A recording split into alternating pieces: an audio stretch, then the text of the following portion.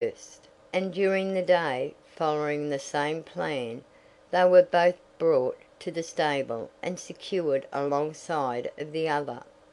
One was a bay pony with black legs, and the other a brown one. The bay pony was a mare, and the other two horses. Alice and Edith were delighted with the new ponies, and Humphrey was not a little pleased that he had succeeded in capturing them, after what had passed between Edward and him. After 2 days' fasting, the poor animals were so tame that they ate out of Pablo's hand, and submitted to be stroked and caressed, and before they were a fortnight in the stable, Alice and Edith could go up to them without danger. They were soon broken in, for the yard being full of muck, Pablo took them into it and mounted them. They plunged and kicked at first, and tried all they could to get rid of him, but they sank so deep into the muck that they were soon tired out, and after a month they were all three tolerably quiet to ride. The snow was so deep all over the country that there was little communication with the metropolis. The Intendant's letters spoke of King Charles raising another army in Holland, and that his adherents in England were preparing to join him as soon as he marched southward. "I think, Edward," said the Intendant, "that the King's affairs do now wear a more promising aspect, but there is plenty of time yet.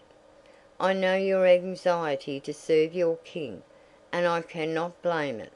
I shall not prevent your going, although of course I must not appear to be cognizant of your having so done. When the winter breaks up, I shall send you to London. You will then be better able to judge of what is going on, and your absence will not create any suspicion, but you must be guided by me." "I certainly will, sir," replied Edward. "I should, indeed, like to strike one blow for the King, come what will. All depends upon whether they manage affairs well in Scotland, but there is so much jealousy and pride, and, I fear, treachery also, that it is hard to say how matters may end." It was soon after this conversation that a messenger arrived from London with letters, announcing that King Charles had been crowned in Scotland, with great solemnity and magnificence. "The plot thickens," said the Intendant, "and by this letter from my correspondent, Ashley Cooper, I find that the King's army is well appointed, and that David Leslie is Lieutenant General, Middleton commands the horse, and Wemyss the artillery. That Wemyss is certainly a good officer, but was not true to the late King. May he behave better to the present.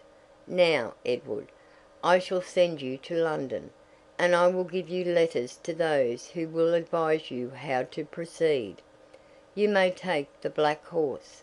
He will bear you well.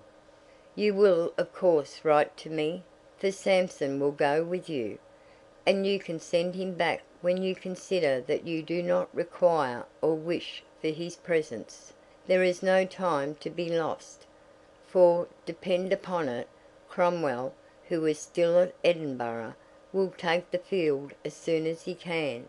Are you ready to start to-morrow morning?" "Yes, sir, quite ready."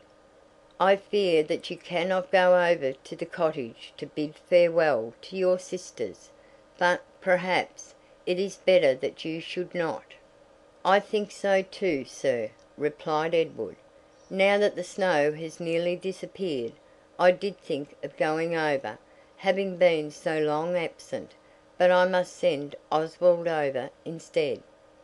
"Well then, leave me to write my letters, and do you prepare your saddle-bags. Patience and Clara will assist you. Tell Sampson to come to me." Edward went to Patience and Clara, and told them that he was to set off for London on the following morning, and was about to make his preparations. "How long do you remain, Edward?" inquired Patience. I cannot tell. Samson goes with me, and I must, of course, be guided by your father. Do you know where the saddlebags are, Patience?" "Yes. Phoebe shall bring them to your room." "And you and Clara must come and give me your assistance." "Certainly we will, if you require it. But I did not know that your wardrobe was so extensive." "You know that it is anything but extensive, Patience, but that is the reason why your assistance is more required. A small wardrobe ought at least be in good order, and what I would require is, that you would look over the linen, and where it requires a little repair, you will bestow upon it your charity." "That we will do, Clara," replied Patience. "So get your needles and thread, and let us send him to London with whole linen." "We will come when we are ready, sir." "I don't like his going to London at all," said Clara. "We shall be so lonely when he is gone." Edward had left the room, and having obtained the saddlebags from Phoebe had gone up to his chamber. The first thing that he laid hold of was his father's sword. He took it down, and having wiped it carefully he kissed it, saying, "God grant that I may do credit to it, and prove as worthy to wield it as my brave father." He had uttered these words aloud, and again taking the sword and laying it down on the bed, turned round, and perceived that Patience had, unknown to him, entered the room, and was standing close to him. Edward was not conscious that he had spoken aloud, and therefore merely said, "I was not aware of your presence, Patience. Your foot is so light." "Whose sword is that, Edward?" "It is mine. I bought it at Lymington." "But what makes you have such an affection for that sword?" "Affection for it?" "Yes. As I came in to the room you kissed it as fervently as a lover would his mistress, I presume you would say," replied Edward. "Nay, I meant not to use such vain words. I was about to say, as a devout Catholic would a relic. I ask you again, why so? A sword is but a sword. You are about to leave this honor mission of my father's. You are not a soldier, about to engage in strife and war. If you were, why kiss your sword?" "I will tell you. I do love this sword. I purchased it, as I told you, at Lymington, and they told me that it belonged to Colonel Beverley. It is for his sake that I love it. You know what obligations our family were under to him." "This sword was then wielded by Colonel Beverley, the celebrated cavalier, was it?" said Patience, taking it off the bed, and examining it. "Yes, it was. And here, you see, are his initials upon the hilt." "And why do you take it to London with you? Surely it is not the weapon which should be worn by a secretary, Edward.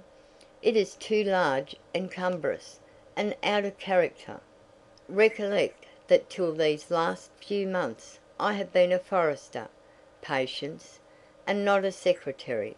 Indeed, I feel that I am more fit for active life than the situation which your father's kindness has bestowed upon me.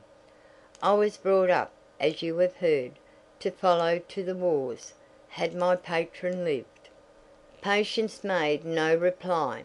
Clara now joined them, and they commenced the task of examining the linen, and Edward left the room, as he wished to speak to Oswald. They did not meet again till dinner time.